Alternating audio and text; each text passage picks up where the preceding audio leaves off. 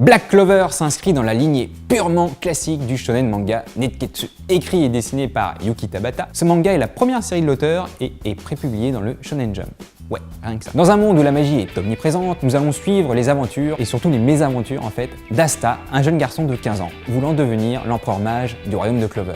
Seulement voilà, c'est mal parti pour lui, vous allez voir pourquoi.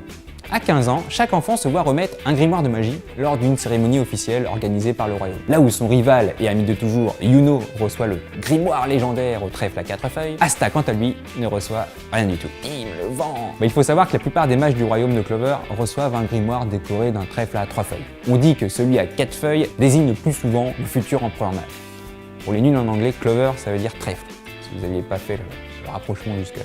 Bref, Asta ne reçoit aucun grimoire, pourtant, peu de temps après une certaine altercation, il va recevoir un grimoire caché, tout brûlé, tout moche, mais avec dessus un trèfle à 5 étoiles. Papa! Ce grimoire ne semble pas faire grand-chose pourtant, à part annuler la magie. Ça tombe bien, Asta ne semble en avoir aucune.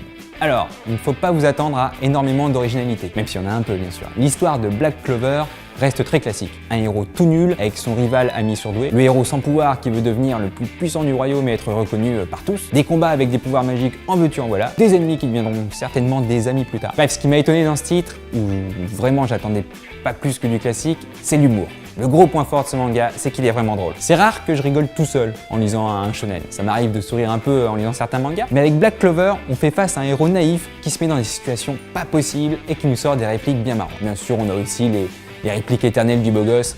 Je te sauve car tu es mon ami avant tout, même si tu es méchant avec moi. Mais elles ne sont là que pour la forme, la vraie essence du manga se retrouve dans la comédie que l'auteur nous propose à travers un scénario à suspense classique. Et bien dessiné, soit dit en passant. Black Clover en France, c'est chez Kazé, 3 tomes de sortie, 9 au Japon, et je ne doute pas qu'une série en anime verra le jour, comme le laisse présager l'OAV spécial diffusé lors de la Jump Special Anime Fest 2016.